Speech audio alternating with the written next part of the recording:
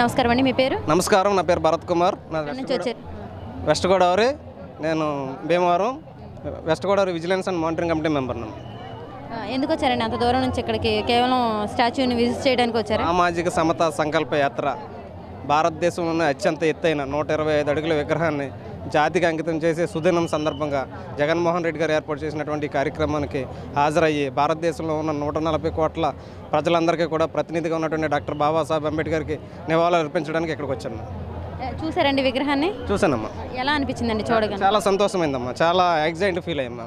ఇలాంటి విగ్రహాన్ని విదేశాల్లో చూసాం కానీ భారతదేశంలో చూడడం ఇదే మొట్టమొదటిసారి. తెలంగాణలో కేసీఆర్ గారు పెట్టారు, కానీ ఆంధ్రప్రదేశ్లో విజయవాడ నడిబొడ్డున ఈ విగ్రహం పెట్టడం మాకు చాలా సంతోషంగా అనిపించిందండి. అంటే విగ్రహం అంటే ప్రపంచంలోనే అతి పెద్ద విగ్రహం అని చెప్తున్నారు.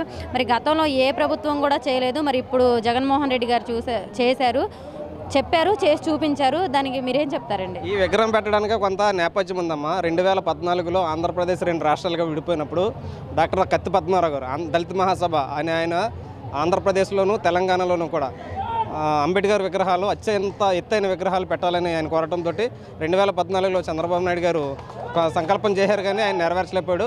కానీ జగన్మోహన్ రెడ్డి గారు వచ్చిన వెంటనే కూడా ఇక్కడ స్వరాజ్య మైదానంలో అంబేద్కర్ విగ్రహం పెట్టడం అనేది చాలా హర్షణీయం, అభినందనీయం. మరి ఈ విగ్రహం కేవలం అంటే ఒక వర్గానికి కోసమే, ఓట్ల కోసమే పెట్టారని చెప్పేసి వార్తలు వస్తున్నాయి, అది ఎంతవరకు నిజమండి? అది చాలా తప్పమ్మా. ఎందుకంటే అంబేద్కర్ అన్న ఆయన భారతదేశానికి ఒక దిక్చూసి లాంటి వాడు. ఈరోజు భారతదేశం రాజ్యాంగం రచించడం కానివ్వండి, చట్టసభల్లో మహిళలకు కానివ్వండి, దళితులకు కానివ్వండి, మైనార్టీలకు కానివ్వండి హక్కులు కల్పించాడంటే అది డాక్టర్ బాబాసాహెబ్ అంబేద్కర్ వల్ల నెరవేరింది. ఆ సంకల్పాన్ని ఈరోజు ఆంధ్రప్రదేశ్ గవర్నమెంట్ ముందుకు తీసుకెళ్తుంది. ఎస్సీ, ఎస్టీ, బీసీ మైనార్టీలకు అందరికీ కూడా నామినేషన్లో పదవుల్లో భాగంగా వాళ్ళందరినీ కూడా అత్యున్నత స్థాయికి తీసుకెళ్లిన వ్యక్తి జగన్మోహన్ రెడ్డి గారు. కాబట్టి అంబేద్కర్ 140 కోట్ల జనాభాకి కూడా ఆరాధ్యమైన దైవమైన ఈ దేశానికి భారత రాజ్యాంగమే శరణ్యం.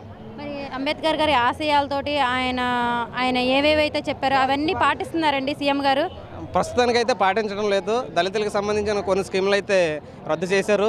అదేవిధంగా డాక్టర్ బాబాసాహెబ్ అంబేద్కర్ యొక్క పేరు మీద ఉన్నటువంటి విదేశీ విద్యా స్కీమ్ని ఆయన తీశాడు. అయితే మేమందరం కోరేది ఏంటంటే డాక్టర్ బాబాసాహెబ్ అంబేద్కర్ పేరు మీద ఉన్నటువంటి విదేశీ విద్యా నిధిని మళ్ళీ తిరిగి పునఃప్రవేశపెట్టాలని చెప్పి మేము కోరుకుంటున్నాము. నమస్కారం అండి, మీ పేరు? నా పేరు రాంబాబు అండి. ఎక్కడి నుంచి వచ్చారండి? మాది నూజివేడ్ నియోజకవర్గం, బోరవంచ గ్రామం. నేను మాలమహానాడు జిల్లా జనరల్ సెక్రటరీని. అయితే ఈరోజు ఇక్కడికి మేము వచ్చిన సందర్భం ఏంటంటే జగన్మోహన్ రెడ్డి గారు ఇవాళ ప్రపంచంలోని అందరూ గొప్పగా చెప్పుకునే విధంగా మరి ఈ 125 అడుగుల విగ్రహాన్ని ఆవిష్కరించడం జరుగుతుంది.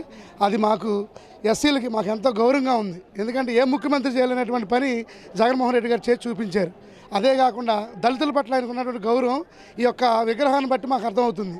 కానీ ఈ విగ్రహం కూడా కేవలం ఒక వర్గం ఓటింగ్ కోసమే నిర్మించారని కూడా వార్తలు వస్తున్నాయండి. అలాంటివన్నీ కూడా రాజకీయం గురించి చెప్పుకునేటువంటి మాటలు తప్ప ఎవడు ఎన్ని చెప్పినా సరే జగన్మోహన్ రెడ్డి గారు నీతివంతుడు, ప్రజల కోసమే పుట్టాడు. ఆయన ఒక రాజశేఖర రెడ్డి గారి కొడుకు, ఆయన కుమారుడు రాజశేఖర రెడ్డి గారి కుమారుడు. రాజశేఖర రెడ్డి గారు ఏ విధంగా చేశారో అంతకు డబల్గా ఇవాళ మన రాష్ట్రంలో చేయలేనటువంటి ఎన్నో పథకాలు, ఒకటని కాదు, నవరత్నాలే కానివ్వండి, ఏదైనా సరే ప్రతి పేదవాడికి ప్రతిదీ చెందాలన్నటువంటి ఒక దృఢ సంకల్పంతో చేసేటువంటి ముఖ్యమంత్రి మన జగన్మోహన్ రెడ్డి గారు.